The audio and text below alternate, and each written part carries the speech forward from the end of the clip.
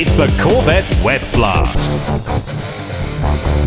Hello, it's Tuesday, March the 19th. This is a fairly impromptu Corvette Web Blast, so it's Corvette Web Blast number 3, and the Sebring event has just happened, and so we just thought we'd have a quick chat with Nigel. Nigel was there. Hi Nigel, how are you doing? I'm great, Rob. How are you? Excellent, thank you. So, a very good result for the Corvette, or specifically car number 4.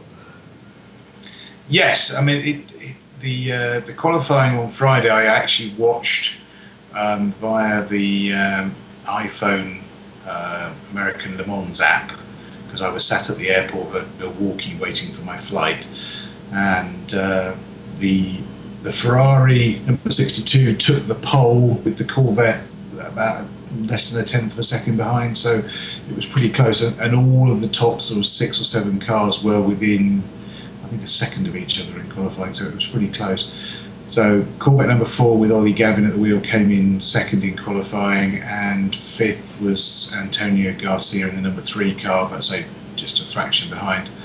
And then for the race, the Ricci Ferrari was obviously on pole. They'd taken the inside line for the first corner, which was actually the wrong line, because they got balked by one of the prototype challenge cars in front of them, and Olly Gavin managed to get past. So he was actually leading the class by the time he got to the first corner, and by the time he came around to the end of lap 1, had like a good second lead over the rest of the field and waltzed off into the distance. But of course, being a 12-hour race, waltzing off into distance at the beginning isn't necessarily going to mean much. And all about staying power, isn't it? All about staying power.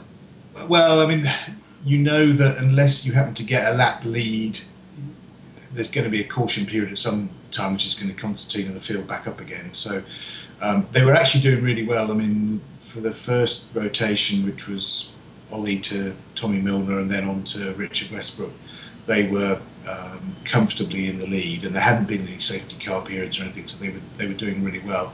And then Richard reported back to the pits that there was smoke in the cockpit, so he dived into the pits, and they dragged him out of the car and put Ollie back in, and in the process of doing the driver swap, the crew was in there bashing the dashboard, trying to make it work, and then they tried taking the top of the dashboard off to see what the problem was. Couldn't work out what it was. But it manifested itself with Richard had no display, so he couldn't tell what gear he was in, or the shift lights, because the shift lights run across the top of the dashboard.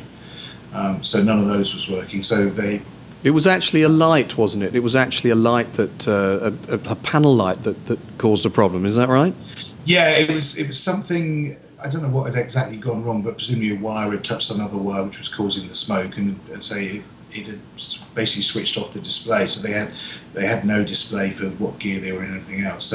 So they chucked Ollie in the car and sent him on his way, and of course it didn't fix the problem. So they had to call him back in for another pit stop, and I think they actually changed the display. I'm not sure, because the display usually is a separate unit, so you can just plug it in and unplug it again. So they fixed it anyway and sent him out, and I think he was then certainly at least a lap down, possibly 2 laps down on the GT field.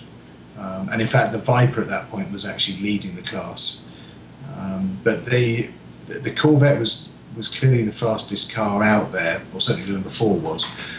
So they managed to work their way back, and with some stunning pit stops, they managed to get themselves back onto the lead lap. And the crucial move was Tommy Milner got past the Viper, the class leader, to unlap himself, and then they threw a caution. I can't remember which caution it was, but one of the cautions, which of course meant that they basically unlapped themselves and then managed to catch up to the field. So when they came back in for their next pit stop, they managed to move, I think, from 10th or 11th up to 4th in class, which was great. And then Ollie did a great job of chasing down the rest of the field. And then Richard Westbrook was actually, I can't remember if he was actually leading the class or he was second in class, but he was pretty close to the top of the lead. And they'd had another full course caution, and he went to overtake the Alex Job Racing Ferrari, and sadly the two cars came together. I saw Richard actually in the pits, and he was really, not happy about the call, because basically he got called for 60 seconds penalty. So not only did he have to come into the pits, but he had to sit there for a full minute before they let him go again. So he was like a minute and a half behind the leaders going into sort of 3 hours from the end of the race. I saw the replay of it on the TV, and I can understand why they called it, because he made contact with the car. But similarly, I think they call it avoidable contact is the yes, term. I think you're right. And what happened was, I mean, the Alex Job Racing Ferrari, number 23, was out wide, had left a huge gap. The door was open, and Richard, being a race car driver, went, "Well, there's a gap, I'm going for it." And I mean, he was at least alongside the Ferrari when they got to the corner, and the Ferrari either didn't see him or tried to close the door, but way too late. And of course, there was contact. It didn't help that then 3 laps later, the Ferrari had a massive destructive crash, which later turned out that what had happened was, when they made contact with the Corvette, it actually damaged the valve stem on one of the wheels. So 3 laps later, the valve stem gave out as he was going through one of the fast corners, and basically suffered a massive puncture, which destroyed the car, because they hit the wall pretty badly in the 23. So, I can understand why the American Le Mans gave the penalty, and I can understand why Richard was a bit pissed off that it was given. But that's racing, and if you don't go for a gap, you will never end up at the front. So yes, there's a sort of a close thing, isn't there, between a racing incident and a deliberate nudge, I guess. You were saying that the pace was fast with Ollie. He did have the fastest lap time, didn't he, in class? Yeah, I mean, he was consistently fastest. But I mean, I think the whole package, the car spent 18 minutes. I think it was 18 minutes in the pits during the 12 hours. And the Ferrari, which finished second, had like 14 and a half minutes. So they spent 3.5 minutes more in the pits and still won the race, because of the penalty and because of the pit stops to fix this electrical issue.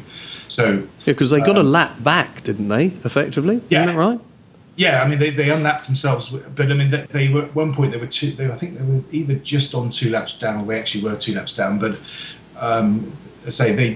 they were consistently faster than any other car in the class. And when Tommy got back in the car with about 2 hours to go, he was 1 minute and 3 seconds behind the Risi Ferrari, which was leading the class. And at the final pit stop, Tommy managed to take, I think it was over 10 seconds out of the Ferrari just during the pit stop, because he was quicker into the pits. The pit stop itself was quicker, and he was quicker on the way back out again than the Ferrari. So, I mean, he cut the lead down from over 1 minute down to, I think it was 17 seconds going into the last hour. And then I was actually at the back of the Corvette pits watching the timing and scoring, and every lap he was 0.2 of a second faster, 0.2 of a second faster. So every sort of 3 or 4 laps, he was taking another second out of the Ferrari. So at half an hour to go, it was like 6 seconds, and then it was 5 seconds, and then with 15 minutes to go, the Ferrari made a mistake going into turn 1, which is basically blind left-hand corner, and it's flat out. The reason it's blind is basically you've got a concrete wall all the way around the left-hand side of the corner. So you try to get as close to the wall as possible, but you can't see the exit. And as he came around the corner, there was a GTC car in front of him, which was going slow, and he basically he took to the grass, or was pushed off to the grass by the GTC car, which of course ruined his lap and ruined the corner, and he lost all his momentum. So by the time he got to the next corner, Tommy was right behind him. And then I don't know whether it was, again, he made a mistake, or whether it was just dirty tyres, but at turn 10, he ran wide again, and basically, Tommy didn't even have to overtake him on the track. He was gifted the lead. And then it was like, 13 minutes to go. So it was just a case that Tommy had to keep the car on the track and not get hit by anything else, and not allow the Ferrari to catch him back up. And he managed to hold on for the win, which was brilliant. should imagine, well, Corvette must be delighted. Great start to the season, isn't it? Oh, yeah. And I mean, it was sort of tempered by the number 3 car, which had, shall we say, a bit of a rough race. They, first stint, Antonio Garcia ran into the back of one of the LMPC prototype cars. Again, was it a racing incident? Yes. I mean, basically the prototype car wasn't going fast enough. Antonio didn't anticipate that it wasn't going as fast as he thought it was. He hit the back of it. He got a 60-second stop and go. They then also had electrical issues. It did seem to slow down, didn't it? I remember watching the replay, and it sort of just seemed to slow down at a rather weird time, and if I'm remembering it correctly. Yeah, and I mean, you know, it was an odd incident in that, you know, it's one of the core autosport cars, so they tend to be quite quick. And you know, Antonio was following it, and just for whatever reason, it stopped. And you know, unfortunately, though, you know what the rules are. It's the same on the road. If somebody in front of you stops and you hit them in your car, your insurance will say you're at fault. Well, it's sort of the same with the racing. If the guy in front happens to slow down and you hit him, you're the one that gets called for the penalty, which is unfair. So I don't think you have to leave 2 chevrons gaps, though, in racing, do you? Well, I think the chevrons might be slightly closer together. Yeah. Did you manage to speak to? Did you manage to speak to anybody in the team after the race? Yeah, I had a press pass for the race, so I had a photographer's vest, which meant that I could get in for the podium celebration. So I saw all the drivers after the race when they were slightly damp and smelly and covered in champagne. But they were, I mean, Olly was really, really happy because, I mean, they haven't actually won at Sebring since 2009. So to come back and win the final American Le Mans race at Sebring was, you know, sort of a bucket list thing to do. And, you know, whenever you win a 12-hour race or a 24-hour race, it means a lot more to the guys than it does if you win like a regular American Le Mans Series race. And also, I'd actually tweeted Olly last week because I'd seen that. I hadn't seen it before, and I think it was only announced recently, but Rolex, as the sponsors, were going to give all the class winners a Rolex watch. So, you know, there was this added incentive to win the class because not only did you get a big silver pot, but you also got a very nice green box with a Rolex watch in it. So, I mean, I know all the drivers. Well, 3 Rolex watches, I'm guessing, or didn't it work out like that? Yeah, fantastic. No. So, I mean, before they did the podium celebration with the trophies, which they did by class, what they did was they called up all the class winners, so all 15 guys in effect got to be on the podium. And Scott Atherton, the series chief exec for the American Le Mans, walked along and presented each of them with a green box with a Rolex in it. So they were all very, very happy. So you can imagine. So I know Tommy was and Olly. I haven't spoken to Richard, but I know Tommy and Olly were very, very chuffed at getting a Rolex. And I think also both Richard and Olly. How many Rolexes is that in Rolexes? Is that the plural? How many Rolexes is that in total? 15. So you know, there was three drivers per car and 5 classes. So there was 15 Rolexes given out. So and that's a value of total value of. Well, it's a lot of money, isn't it? Know, probably $2,500 a watch. So you do the maths. So, but I mean, on the back of the watch, Tommy had actually taken a picture of the back of the watch, and it says 2013 Sebring winner on the back of the watch. So you know, it's not like any old Rolex. It's, you know, it's pretty special. And I mean, worth a bit on eBay, isn't it?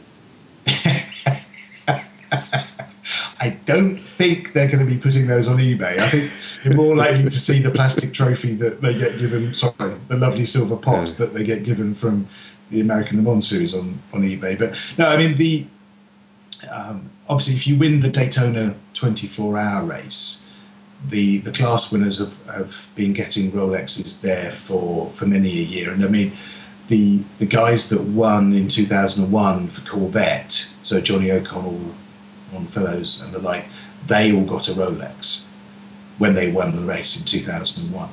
And obviously this is a new thing that they're getting a Rolex for winning at Sebring. I don't think it's something that's going to happen for all the American Le Mans races. I presume maybe they might do it for Petit at the end of the season. I don't know.